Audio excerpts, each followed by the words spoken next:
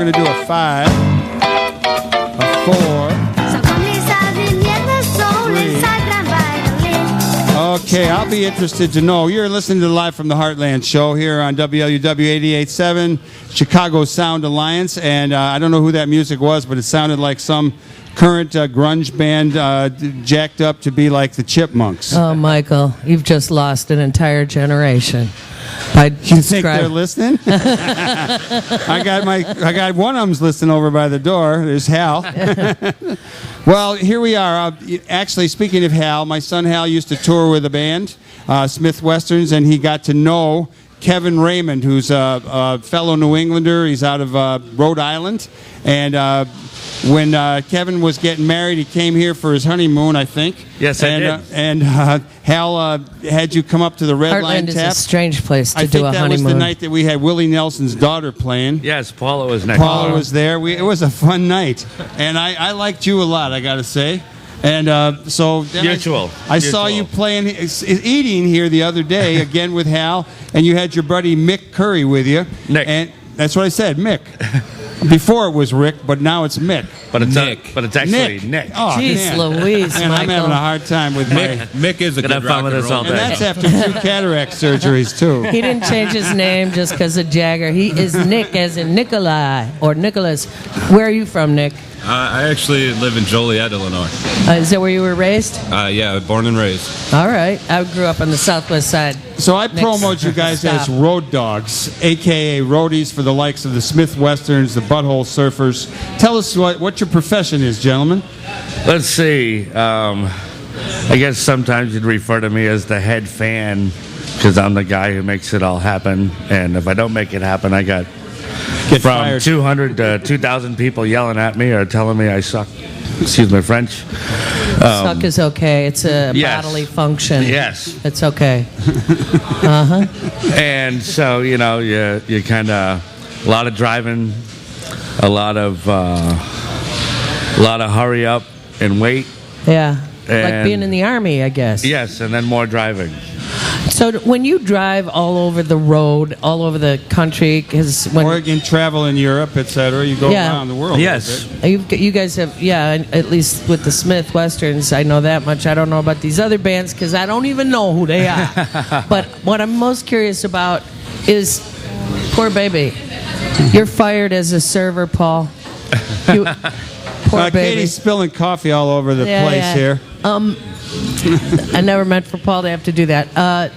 Do you ever actually see what you are driving through, or does it look like an endless array of Burger King and car place? It looks like Wheatfields. an endless array. See, that's what I Yeah, thought. about 80% of it is the endless you speak of. But the 20% is really nice. And that's one of my favorite parts is just kind of taking it all in. Yeah. And being able to, like I did a tour in Eastern Europe once where we had a spinner van and it was just myself, our video guy, and our handler, and the band either flew or took a train.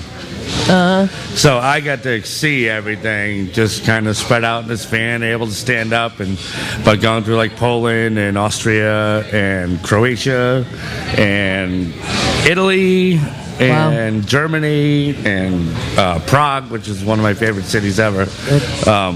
And just being able to see all this and just experience it. So. But it took being separated from the band, Yeah, because a little as- breathing room. Exactly. You don't have, rather than 10 people crammed up together, there was 3 of us, and there was no cramming involved. So No you just- cramming yeah, involved. you're pretty much on your own schedule, except you're in a van. So you can actually take stuff in and tune everyone out. Well, speaking of taking stuff in, what did you take in last night or in the last 2 days since I last saw you? Of what? Sleep? Really? Let's see, Not since- Well, where did you go? Were you up in Canada or something? Went to Toronto, pretty much saw you, packed a van, drove. It was 12 hours. We left You here went at from 6. Chicago to Toronto. We left here at 6, and I was in my hotel room at 6:30. And then for some reason, wide awake at 10:30 because I thought that was a good idea to just sleep 4 hours. And anyway, then we had to drive a van literally we took the van to the ferry, and the ferry took us over to an island. And it was probably one of the stranger gigs I've done. And it's in Toronto. There's like a center island, it's called. And it's actually a pretty cool setup. There's like this thing called Artscape, where I don't know if it's like a funded thing by the country, that they get a grant and they have this property, and there's a certain amount of artists that live there for cheap rent or no rent. I'm not sure what the deal is.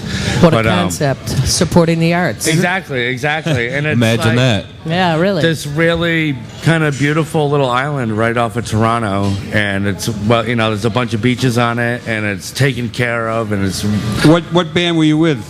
Smith Westerns. All right, so they're back out on the road, or they're starting to gear it up again? These are local guys who some of them came out of Bell Elementary School. Some of them, most of them went to Northside College Prep, and they were kind of hitting it pretty well around here. We have a personal attachment to that because my kid was involved for a while, and now he's not, but we still love the band, and they said they would come on the radio show, but we got you guys. All right. I like to start. Who else have you still been sleeping. working with? Oh, let's see. The Butthole Surfers. What is the Butthole Surfers? Oh, they're a. They're a well-known band, right? Oh, they're definitely a well-known band, and some of their shows have been legendary. okay. Not really for the G-rated audience. Yeah, right.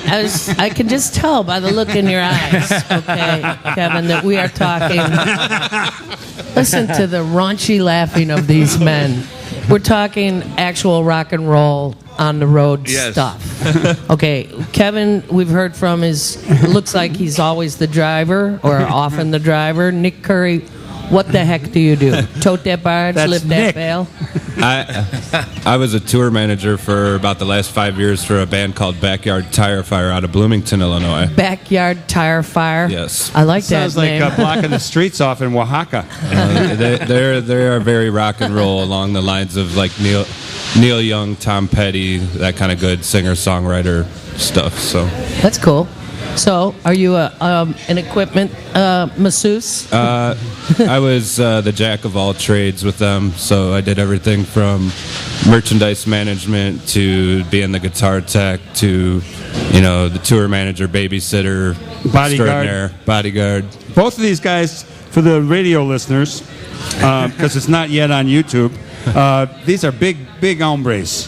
And Big that's enough. all the better to lug equipment, to open doors, You gotta to have- protect the musician. You got to have somebody big to go settle up with the club owners so they're not messing around. Yes. That's a good point. Yes, as a club owner, I know I've been approached by very burly men regularly. I'd like to know how you guys got into this line of work.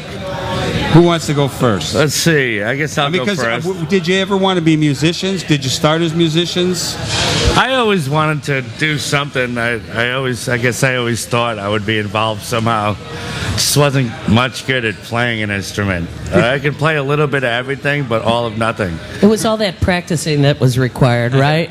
Yeah, Kevin? I guess so. And but always found myself with the loud stereo that sounded good, whether it was in my bedroom, in my car, and I always had gear. And I started working at this nightclub in Providence called The Living Room, and was just the guy. I was 20 years old, and I was whatever you wanted me to do for little or no money. I was that guy. I think And that's paid Angel attention. about a year ago.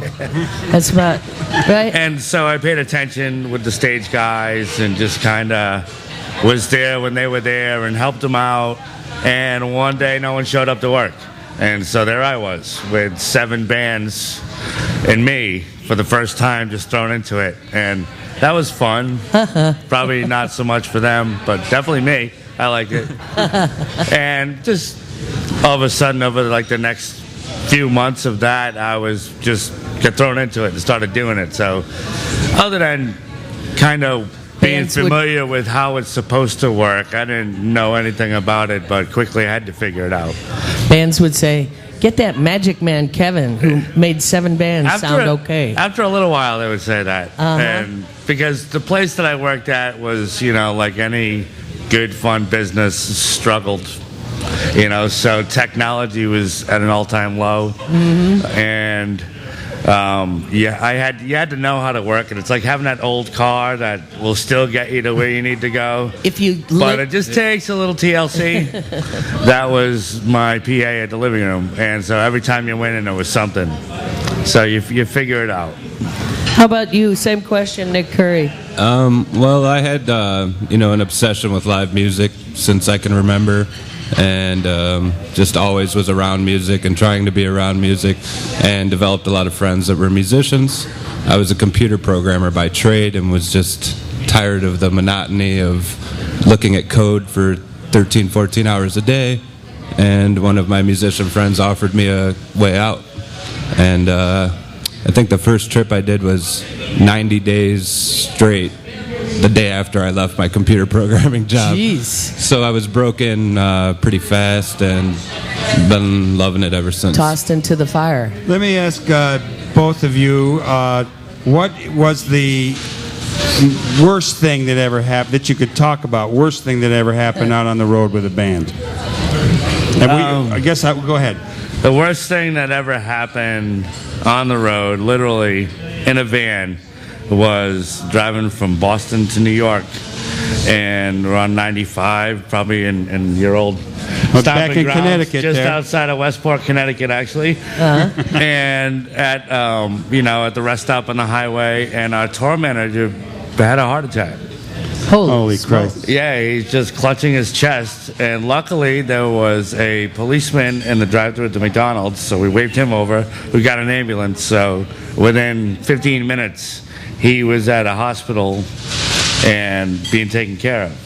But it was strange, because for the first week, that was about 10 days into a tour, and for about a whole week leading up to that, he just noticed he was different, but he didn't know what. He was really hypertension and easily stressed out, and just on an easy day, that happened. But he's all better and he's doing good. But that was definitely the strangest. And were you with the Smith Westerns when they were in Belgium and the stage came apart during the storm? I was not. You weren't, okay. I was not. I read about it, though. That was a scary story.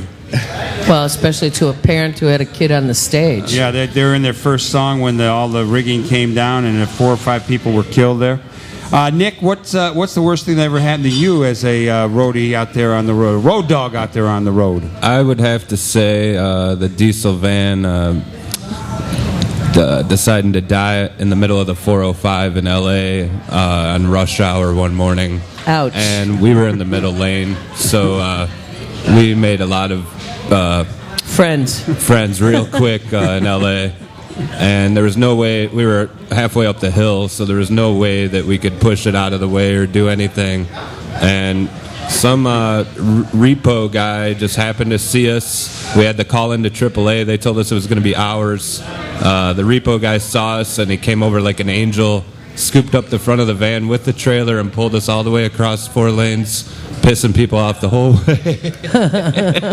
And he saved us. We thought we were going to die. We couldn't even open the doors. People were zooming by on both sides. Yikes. So we were just like locked in the van in the middle of the 405. That's pretty terrifying. You're listening to Live from the Heartland Show on WLUW 88.7, Chicago Sound Alliance. You can get us anywhere in the world at WLUW.org, and you can look at earlier editions at youtube.com/Heartland Media. We're talking with Kevin Raymond and Nick Curry, 2 road dogs who've been working with the Smith Westerns, the Butthole Surfers, a lot of other bands, touring the city, the country, the world. Let me ask you another question, similar question, but the other side of the coin. What's the best thing that ever happened to you out on the road that you could talk about? Oh, let's see. A lot of good things. I guess nothing that really stands out more than another good thing, because getting to travel and getting to see those things. I guess Basically, maybe being in Barcelona and checking out all the Gaudi stuff, like the cathedral, the park, and walking up to the old Olympic Stadium and just kind of really having a couple days to just walk around and check everything out. But a couple days is great on the road. Oh, a couple days is really good on the road. Amazing. How about you, Nick? I would say the best things were, just the travel is always, it's cool just to travel around, meet different people, do that type of thing. But also meeting a lot of my musical heroes, everybody from like David Hidalgo and Los Lobos to the guys in ZZ Top to Cracker, David Lowery, just great, a bunch of great musicians, Can I ask a question now? Katie's turn. I guess as an older person who doesn't get out much, although we have a lot of music on our stage, both this one and next door at the Red Line, and there are some things that when I'm sitting in the office next to the Red Line, I have to get up and come out and hear because they're so good. Yes. It's in a completely different world now as far as how people get music, how they listen to it, whether or not they ever go out to actually see live music. And I mean, I would just, you're in the industry without being on the stage itself as the musicians. You probably have a unique perspective on how the industry is evolving that you like, or think trends that you're wondering about.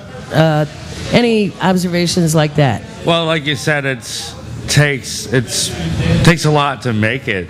If you're a band, especially in this digital age where you really have to get out there and do it every day in order to make a living at it. There's some people that are going to sell a bazillion downloads, but for the average band, selling records isn't where you're getting paid. It's the average band these days has to go out there and just gig and gig and gig and gig to get the name recognition, and hopefully the word of mouth will just keep passing on, whereas it seemed like the labels were behind more people before. Now it's hard for them to make money, and they don't want to take they don't want to take the risks that they used to take by giving this band a huge advance and sending them out on the road and playing all these places and then paying for trashed hotel rooms. Yes, exactly.